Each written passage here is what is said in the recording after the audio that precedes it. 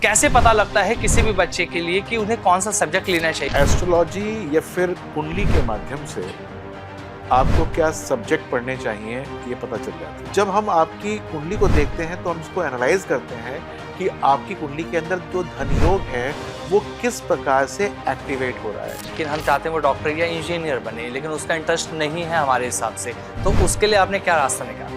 एक बार जब आपके सारे राजयोगों की पड़ताल हो गई, आपके धन योग या लक्ष्मी योग की पड़ताल हो गई, तो हम आपसे ये कह सकते हैं कि बेटा आप जहाँ पर इस समय बैठे हो वो संभवतः आपकी जगह नहीं है, आपको यहाँ से कहीं और जाना चाहिए, या फिर आपके लिए एक दशा आएगी अगले 1 साल में, 2 साल में या 3 साल में जो आपको स्वतः ही वहाँ खींच के लेके जाएगी। कैसे हैं आप सभी? स्वागत है आपका हमारे इस पॉडकास्ट में। एक बार फिर आप सभी के साथ हूं मैं आमिर। आज भी एक नया पॉडकास्ट लेकर आए, तो नए टॉपिक भी होंगे और नई जानकारियां भी आपको मिलेंगी, क्योंकि हमारा मकसद यही है आप लोगों को इन पॉडकास्ट के जरिए कुछ ऐसी नॉलेज दी जाए जिससे आप अपने जीवन के अंदर की परेशानियों को दूर कर पाए। एक बेसिक चीजें हमें बहुत समझना जरूरी होता है अपनी लाइफ के अंदर, तभी हम अपनी लाइफ में कुछ भी चीजें अचीव कर सकते हैं। आज का जो पॉडकास्ट है ये खास तौर पर बच्चों के लिए और उन पेरेंट्स के लिए जो अपने बच्चों को डॉक्टर इंजीनियर बनना हुआ देखना चाहते हैं, लेकिन वो पॉसिबल नहीं हो पाता। ये बच्चों के लिए इसलिए है पॉडकास्ट ताकि वो अपनी लाइफ में उन्हें क्या करना है वो समझ पाए। ज्योतिष कैसे हेल्प करता है आपकी लाइफ के लिए, ये आज आपको पता लगने वाला है। यहां हम बात करेंगे कि जो बच्चे 10वीं में हैं या वो 12वीं में हैं या वो हाई एजुकेशन अभी कर रहे हैं, कॉलेज में हैं, तो क्या वो सही पाथ पर हैं, या जो सब्जेक्ट उन्होंने ले रखे हैं क्या वो सही हैं, या जो वो अभी लेने वाले हैं कौन से उन्हें लेने चाहिए। बहुत सारे पेरेंट्स चाहते हैं कि बच्चा डॉक्टर इंजीनियर तो बने, लेकिन बच्चों का मन नहीं होता, तो उसके लिए हमें क्या करना चाहिए। बहुत सारी जानकारी इस पॉडकास्ट में आज आपको मिलने वाली है, क्योंकि जब भी टॉपिक पे मैंने बात करी कि इस टॉपिक को आप सभी के लिए लेकर आया जाए, तो दिमाग में एक ही नाम आता है, डॉक्टर विनय बजरंगी जी। जब इनके बारे में सुनो, जब इनके बारे में जानो, तो हर जगह यही पता होता है कि जो इनसे मिला, जिन्होंने इनसे कंसल्ट किया, उनके लाइफ के अंदर चेंजेस आए।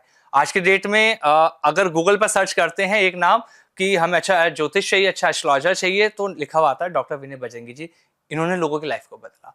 तो हमारे साथ इसलिए ही इन्हें कहा जाता है इंडियाज मोस्ट सर्च्ड एस्ट्रोलॉजर आज की डेट में, क्योंकि लगातार लोगों की लाइफ को बदल रहे हैं। सर बहुत बहुत स्वागत आपका। नमस्कार। नमस्कार, थैंक यू। सर आज एक सवाल मैं चाहता हूं आप मुझसे पहले करें, क्वेश्चन भी मैं आपको देता हूं। आप मुझसे एक चीज जरूर पूछिए कि मैंने ऐसा क्यों कहा कि इंडियाज मोस्ट सर्च एस्ट्रोलॉजर है डॉक्टर विनय बजरंगी। इसके बारे में तो मैं क्या कह सकता हूँ, लेकिन मोस्ट सर्च का मतलब ऑब्वियसली गूगल पे होगा या फिर यूट्यूब पे होगा। मैं जहां भी डालता हूं ना डॉक्टर विनय बजरंगी, तुरंत लिखा आ जाता है कि हाँ ये सबसे बड़ा एस्ट्रोलॉजर है, ये लोगों की लाइफ कैसे से बदला, लोगों के कमेंट्स इतने आते हैं, रिकमेंडेशन इतनी आती है आपको लेकर बहुत ज्यादा। इसलिए आज की डेट में सर सबसे ज्यादा आप सर्च किए जा रहे हैं, हर जगह गूगल पे टॉप पर आप छा चुके हैं। और टॉपिक भी आज ऐसा ही लिया है ताकि लोग जो सर्च कर रहे हैं उनको बेनिफिट मिल सके। तो जैसे मैंने शुरुआत में कहा था, बच्चों के लिए और पेरेंट्स के लिए पॉडकास्ट है। आज की डेट में बहुत सारे बच्चे ऐसे हैं जिन्हें यही नहीं समझ में आता कि हमें कौन सा सब्जेक्ट लेना चाहिए।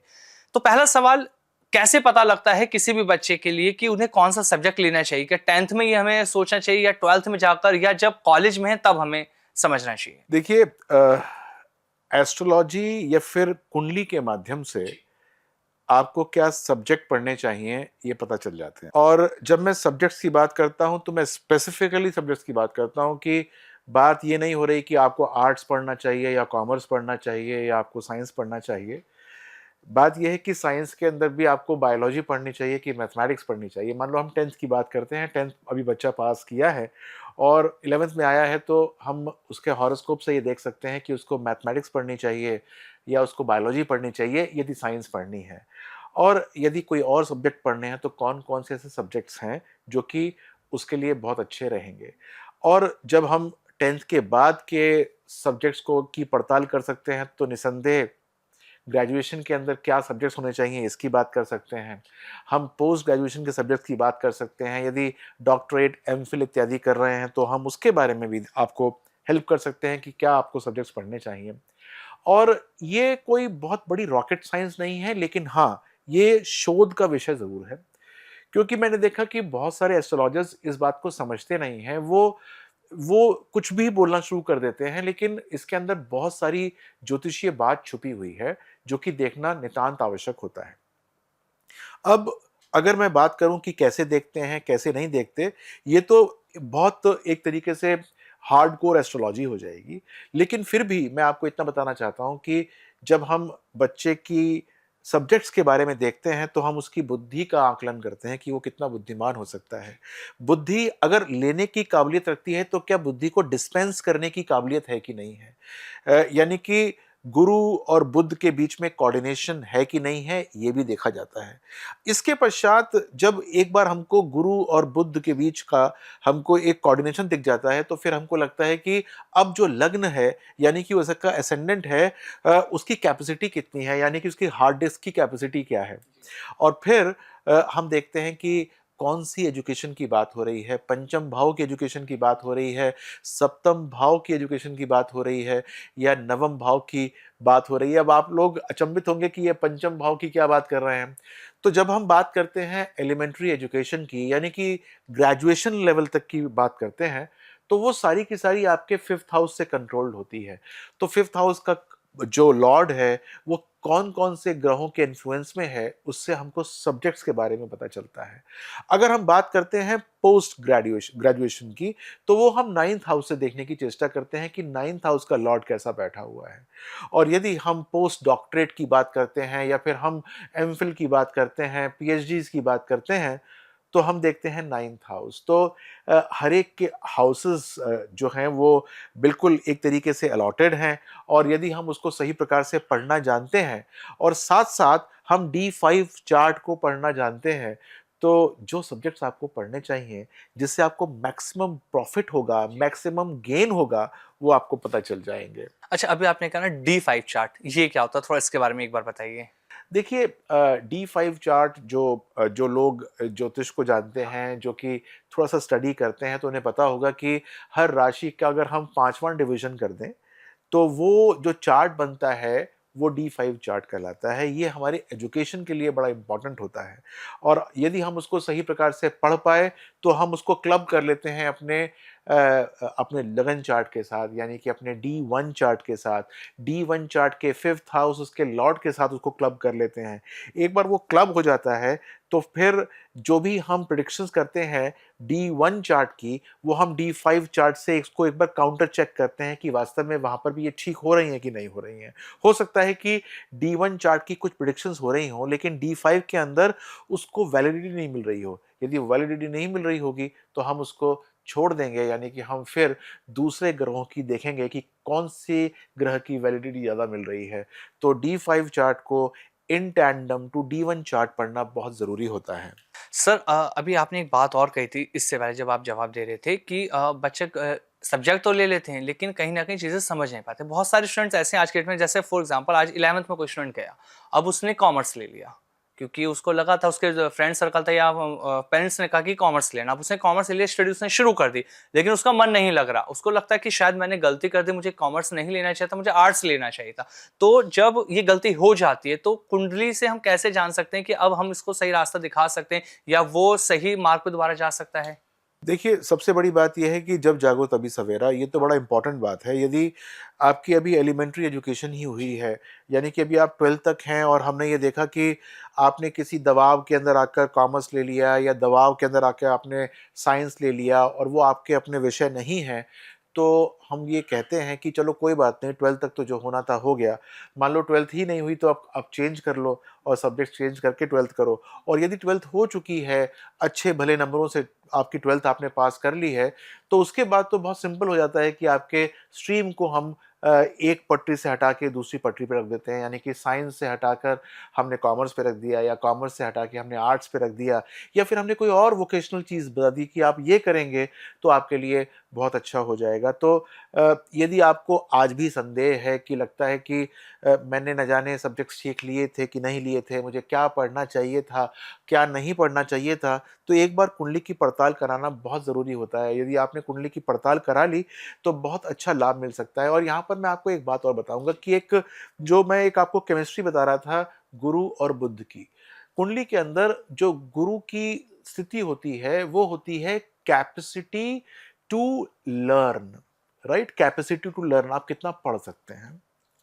और बुध की होती है जो रोल होता है, वो कैपेसिटी टू डिलीवर, यानी कि आपने पढ़ लिया तो आप डिलीवर कितना कर सकते हैं ये बुध होता है। यदि गुरु और बुध का समन्वय अच्छा नहीं होगा तो फिर दोनों में से एक बात खराब हो सकती है। मान लीजिए कि आपकी कुंडली के अंदर गुरु बहुत अच्छा है, यानी कि आप बहुत अच्छे पढ़ते हैं। ऐसा आपने देखा होगा, माँ बाप होते हैं वो कहते हैं कि हमारा बच्चा पढ़ने में बहुत आसान है, बहुत बढ़िया है, हमारा बच्चा पढ़ने में बहुत होशियार है, बहुत बढ़िया काम करता है, लेकिन जब एग्जाम लिखने जाता है तो ना जाने क्या हो जाता है, वो सही प्रकार से लिख नहीं पाता।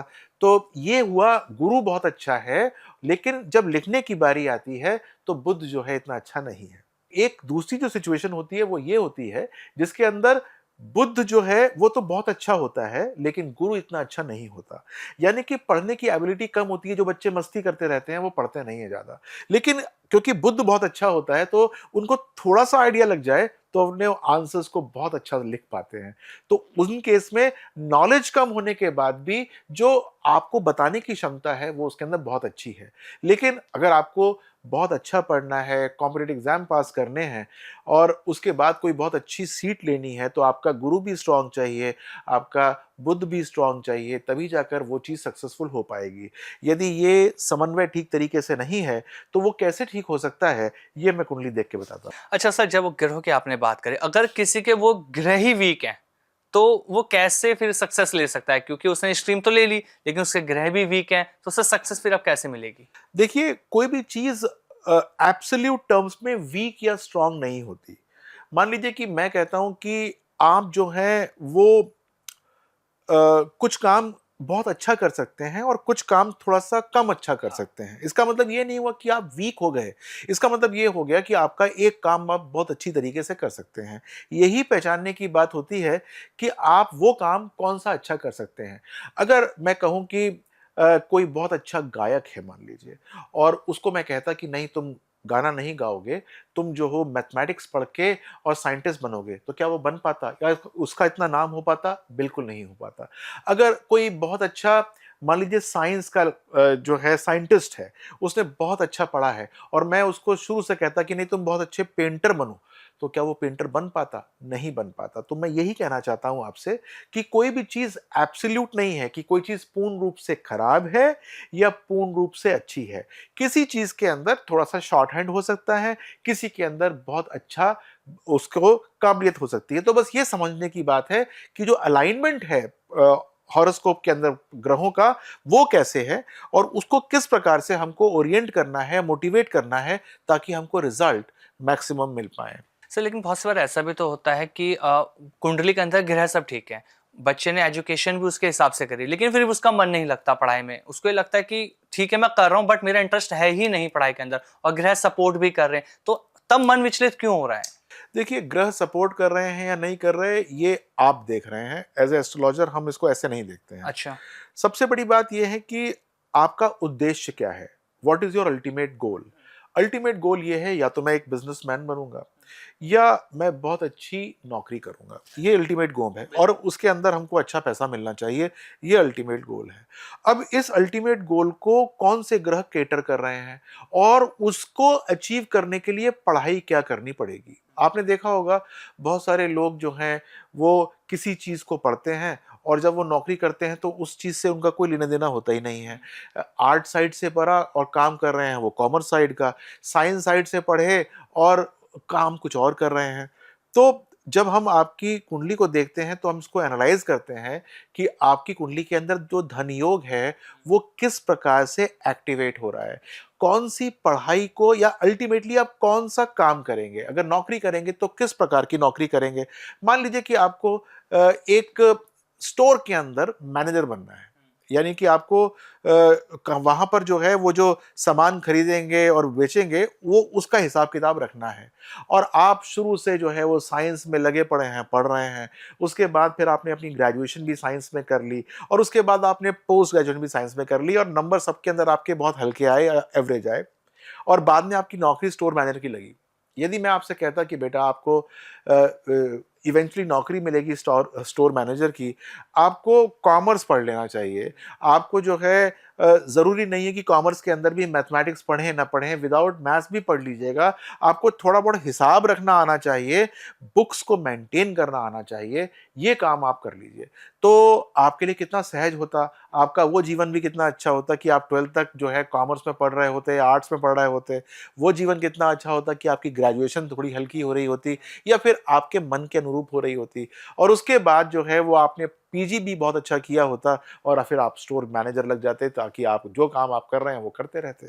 सर जैसा भी आपने कहा इसमें एक चीज़ और मैं समझना चाहता हूँ। आज के डेट में हमें लगता है कि जो जॉब हम कर रहे हैं वो हम ठीक कर रहे हैं। जो हमने पढ़ाई करी थी उसके हिसाब से हमारा सब कुछ अच्छा चल रहा है, तो हमारे हिसाब से कि हमने बहुत अच्छा एजुकेशन अपनी ली थी।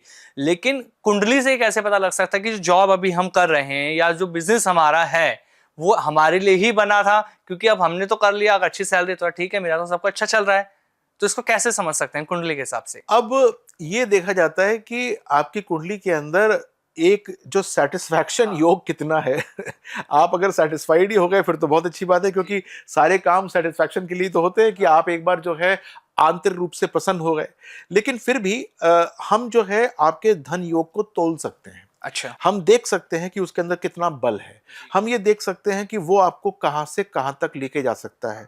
हम ये देख सकते हैं कि आपकी कुंडली के अंदर राजयोग कितने हैं और राजयोग जो है उनका बल कितना है, यानी कि वो कितनी पोटलियां आपके लिए लेकर आ रहे हैं। एक बार जब आपके सारे राजयोगों की पड़ताल हो गई, आपके धन योग या लक्ष्मी योग की पड़ताल हो गई, तो हम आपसे ये कह सकते हैं कि बेटा आप जहाँ पर इस समय बैठे हो वो संभवतः आपकी जगह नहीं है। आपको यहाँ से कहीं और जाना चाहिए, या फिर आपके लिए एक दशा आएगी अगले 1 साल में, 2 साल में या 3 साल में, जो आपको स्वतः ही वहाँ खींच के लेके जाएगी। यदि कोशिश हो सके तो इस चीज़ को पढ़ लेना। ऐसा ना हो कि जब वहाँ पहुँचो तो तुम्हारी एजुकेशन कम रह जाए या तुम इतने काबिल ना हो कि वहाँ पर तुमको वो उस जगह पे बैठा पाएँ जिसके लिए तुम हकदार हो, या तुम्हारी कुंडली कहती है कि ये राजयोगों से तुमको फलित कर देगी। तो बस एक बार अपनी कुंडली सही समय पे दिखाने वाली बात होती है। अपने योगों का आकलन करने की बात होती है कि आपकी कुंडली में जो योग हैं वो कितने बलिष्ठ, कितने सघन हैं और वो कब फलित हो रहे हैं। तो जब ये सब चीज़ें हम पढ़ लेते हैं तो आपको आगे जीवन के बारे में बताना आरंभ कर देते हैं। लेकिन सर बहुत सारे लोग ये भी तो कहते हैं कि सब कुछ सही चल रहा था, आगे जाके थोड़ी सी दिक्कतें आई तो मैंने बिजनेस चेंज करा तो फिर अच्छा हुआ, लेकिन कुछ टाइम बाद फिर वही सेम प्रॉब्लम रिपीट होने लगी। तो इसमें किस चीज का दोष हुआ? देखिए, ये तो एक बिज़नेस की बात हो गई, इसका एजुकेशन से कुछ ख़ास नहीं, संबंध जो नहीं है। एजुकेशन मैं बिजनेस एजुकेशन से रिलेट करके पूछना चाह रहा हूँ। बहुत सारे लोग होते हैं ना अपनी एजुकेशन के अकॉर्डिंग वो बिजनेस को चालू करते हैं अपना, लेकिन कुछ दिन करते हैं उनको लगता है कि ठीक था, चेंज कर दिया अपना बिजनेस उन्होंने अपने एजुकेशन के हिसाब से। जैसे आईटी की अगर हम बात कर लेते हैं या हम होटल मैनेजमेंट की बात कर लेते हैं, बहुत सारे लोग अपनी लाइन एकदम चेंज करते रहते हैं। तो ऐसा क्यों होता है? देखिए, सबसे पहले तो मैं यहाँ पर ये बताना चाहूँगा कि जब हम कुंडली के अंदर आपके योगों की पड़ताल करते हैं, तो हम ये देखने की चेष्टा करते हैं सबसे पहले कि आपकी कुंडली का योग किस चीज़ का है। वो बिज़नेस करने का योग है कि नौकरी करने का योग है। मान लीजिए कि आपकी कुंडली के अंदर नौकरी करने का योग था, लेकिन आपको आपके जो नेगेटिव ग्रह हैं वो बार-बार प्रेरित कर रहे हैं कि आप जो है बिज़नेस करिए, यानी कि आप नुकसान करिए अपना। तो फिर आप कहीं न कहीं से पैसे उधार लेके आएँगे, आप लोन्स कर लेंगे, आप अपने माता-पिता को जो है वो परेशान करेंगे कि नहीं-नहीं मुझे पैसे चाहिए और मुझे बिज़नेस करना है, फलाने ने किया, ढिमकाने ने किया और आप मुझे रोकने को आमादा हो और आप मुझे आगे नहीं बढ़ने दे रहे हो।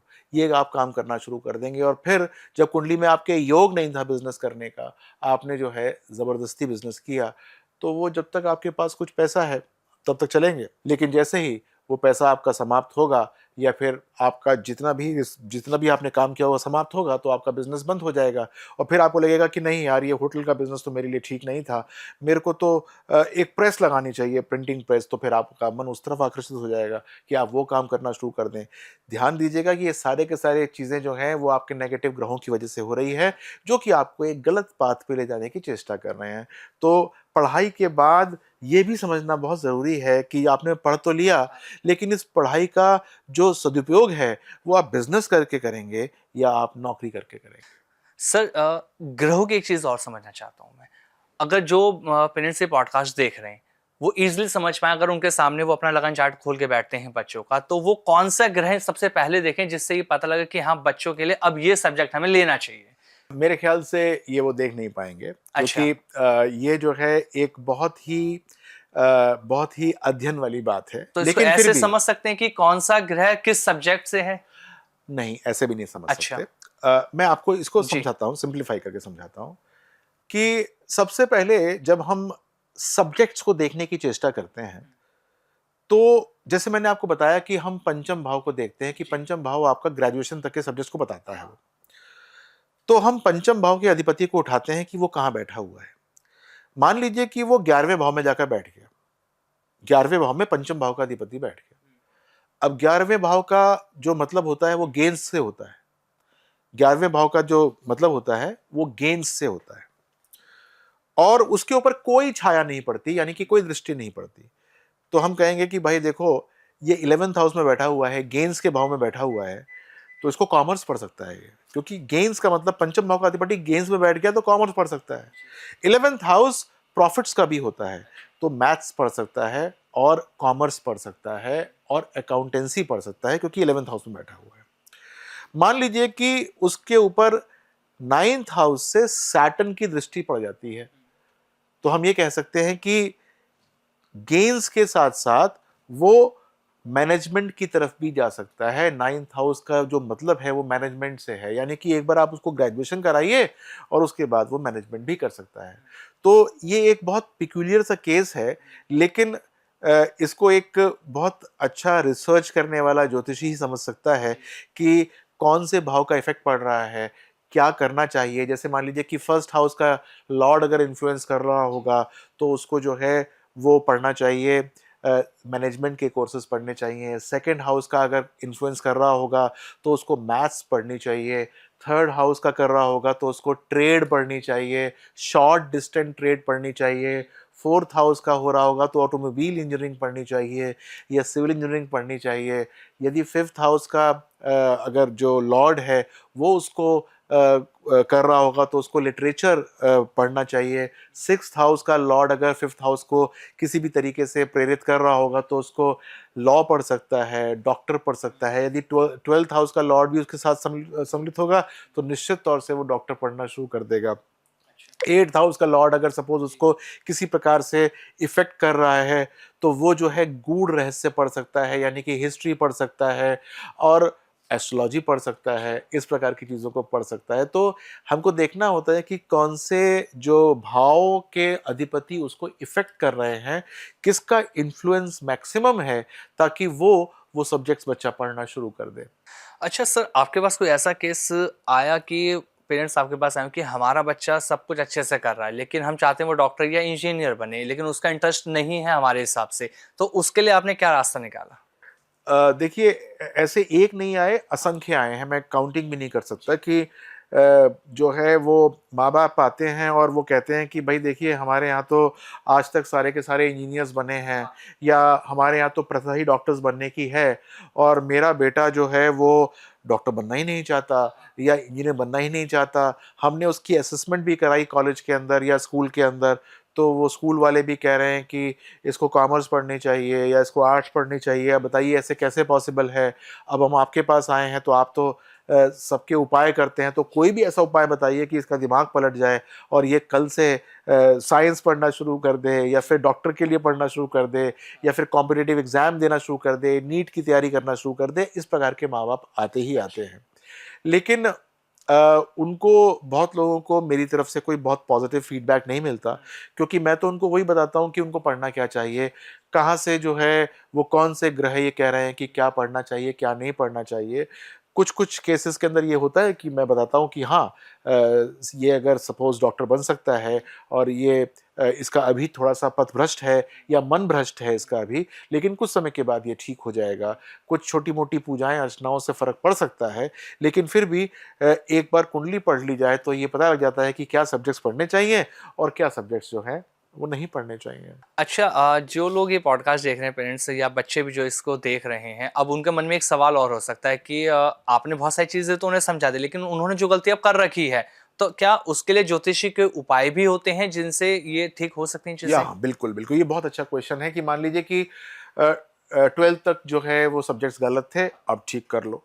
मान लो कि ग्रेजुएशन में भी सब्जेक्ट गलत थे, अब ठीक कर लो, पीजी ठीक कर लो। मान लो पीजी तक भी, यानी कि पोस्ट ग्रेजुएशन तक भी सब्जेक्ट डर थे। अब क्या करें?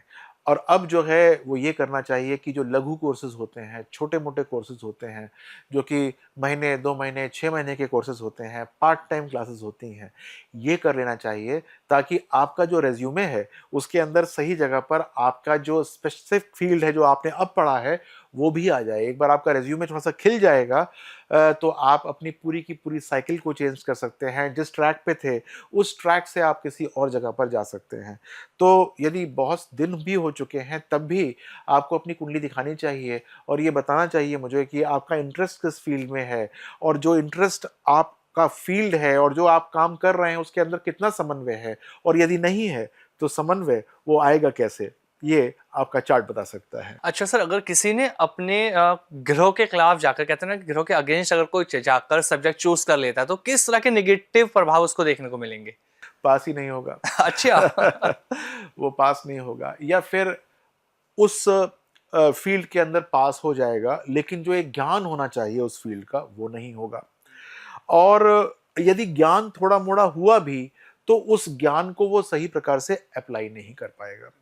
और यदि उसने अप्लाई नहीं किया, तो जो है वो जिस फील्ड में भी जाएगा, नौकरी करेगा या बिजनेस करेगा, अपने ज्ञान को वो अप्लाई नहीं कर पा रहा, तो सोचिए कि वो किस प्रकार से अपने अपने जीवन को जी पाएगा। और यहाँ पर मैं तुमको एक बहुत रहस्य से बताता हूँ कि गुरुकुल प्रथा की तुमको शायद पता होगी कि हिंदुस्तान के अंदर, भारतवर्ष के अंदर बच्चे जो है वो माँ बाप उनको गुरुकुल भेज देते थे पढ़ने के लिए।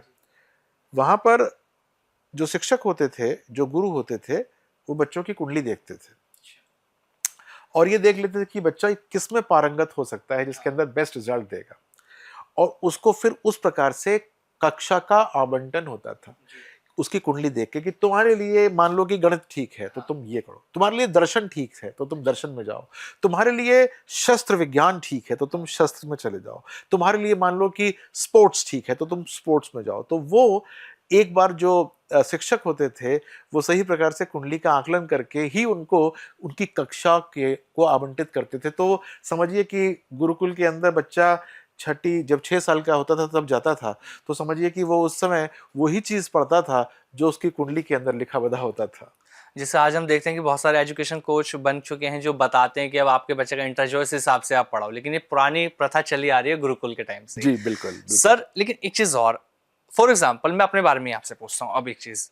अब मैं मीडिया में काम कर रहा हूँ, ठीक है, अब लेकिन मैं अपनी कुंडली की बात करूँ, मेरी कुंडली में योग ही ना हूँ मीडिया का, तो कहाँ जाके दिक्कत मुझे लगेगा कि हाँ शायद मैंने गलती कर दी? कैसे पता लगे? देखो ऐसा है कि मैं ये नहीं कह रहा कि तुमने गलत किया या सही किया, लेकिन होता यह है कि जिसने अपने साथ न्याय नहीं किया होता, तो उसको कहीं ना कहीं ये फीलिंग आती है कि जो उसकी कैपेबिलिटीज है ना, वो अभी पूरी तरीके से एक्सप्लॉइट नहीं हुई। हो सकता है कि तुम बहुत अच्छा कर रहे हो जहां पर कर रहे हो, लेकिन फिर भी एक समय ऐसा लग सकता है, यदि तुम्हारा चयन ठीक नहीं है, तब की बात कर रहा हूं क्योंकि मैंने आपकी कुंडली देखी नहीं है, कि आपने जो जो जो कर सकते थे वो आप कर नहीं पाए, या कुछ और करने का आपका मन करता है।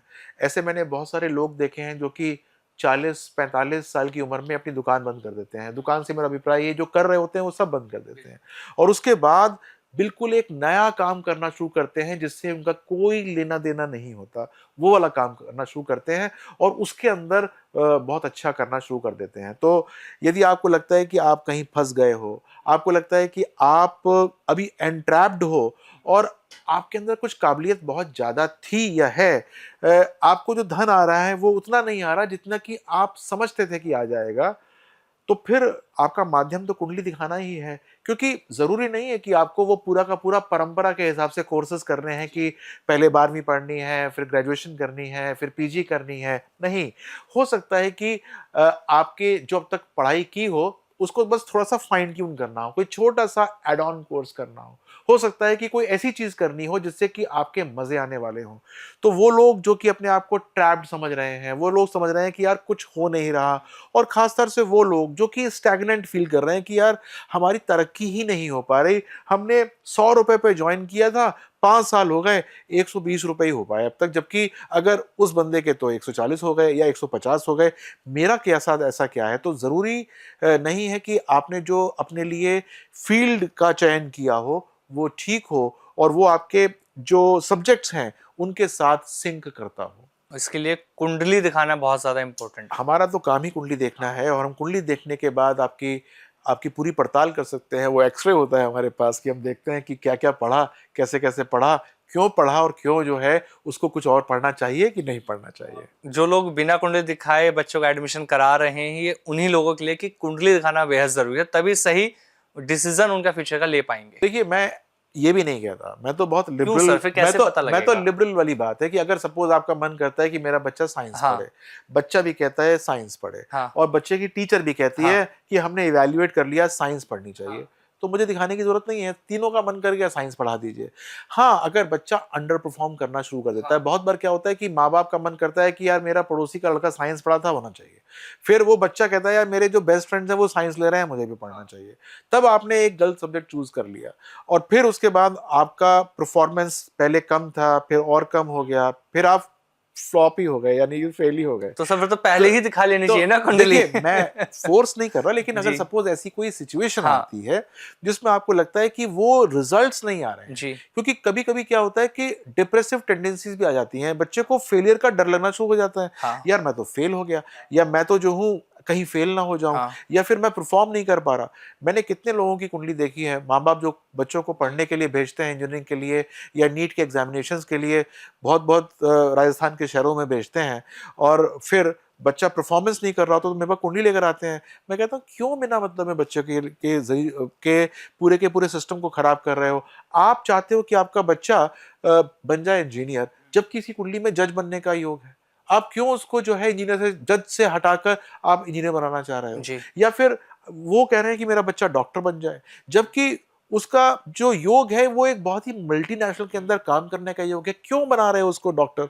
तो बात ये है कि कभी-कभी माँ-बाप की ज़िद भी होती है, कभी-कभी बच्चे की भी ज़िद होती है, क्यों पीयर प्रेशर होता है। हाँ, सब बच्चे उसके फ्रेंड्स जो ले रहे होते हैं उसका मन करता है मैं वही देखा-देखी ले लूँ, इंसान करता है। देखा-देखी ले लूँ। बिल्कुल। तो मैं कहूँगा कभी ऐसी सिचुएशन आ जाए तो फिर तब कुंडली ज़रूर दिखानी सर चाहिए। इसमें एक चीज़ और होती है, बहुत सी बार हमारा इंटरेस्ट भी है किसी सब्जेक्ट में, फॉर एग्जांपल मैंने अगर कॉमर्स ले रखा, मेरा इंटरेस्ट है मैथ के अंदर, अच्छे से मैं चल रहा हूँ, लेकिन फिर भी मैं उसमें रह जाता हूँ, तो वहाँ पे कौन से ग्रह हमारे खराब हो जाते इसका हैं? मतलब क्या हुआ कि आपका इंटरेस्ट तो था, हाँ, लेकिन आपका जो कमिटमेंट लेवल है, यानी कि जो गुरु की पोजीशन है वो ठीक नहीं है। Capacity to grab the basic ethics of the subject is not there in your horoscope. बहुत बार क्या होता है, जो एक्यूमन होता है वो उस सब्जेक्ट का नहीं होता है। एक्यूमन से मेरा मतलब ये है कि जो आपका टैलेंट है वो संभवतः है उस सब्जेक्ट के लिए नहीं है, वो किसी और सब्जेक्ट के लिए आपका बना हुआ है। तो ये देखना बहुत ज़रूरी है कि आपका एक्यूमन किस चीज़ के अंदर है।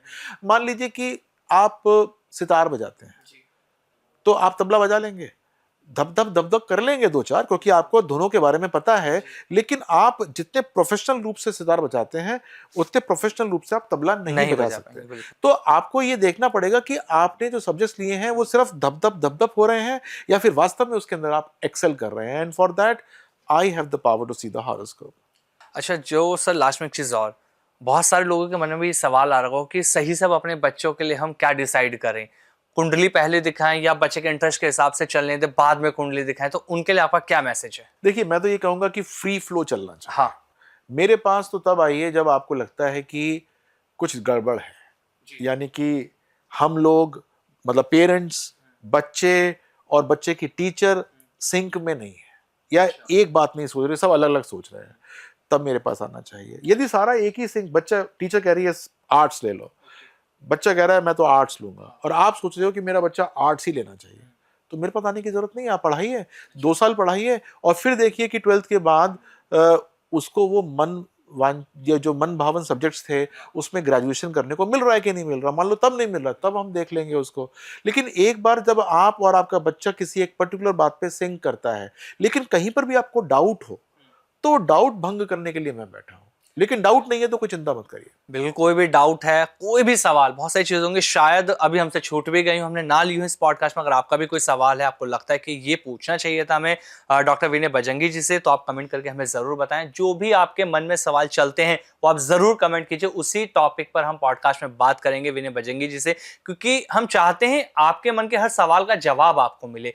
तभी सबसे ज्यादा सर को गूगल पे आज के डेट में सर्च लोग कर रहे हैं, क्योंकि वो जानते हैं पॉडकास्ट में जानकारी नहीं मिली तो सर के बारे में गूगल से हमें मिल जाती है। तो सर से आप कनेक्ट करके भी ले सकते हैं या कमेंट करके भी आपको वहां पे जवाब मिल जाएगा। सर बहुत धन्यवाद आपका, बहुत अच्छी जानकारी आपने दी। अगले पॉडकास्ट में फिर मिलेंगे एक नए टॉपिक पे आपके साथ, तब तक के लिए नमस्कार। नमस्कार, थैंक यू सो मच।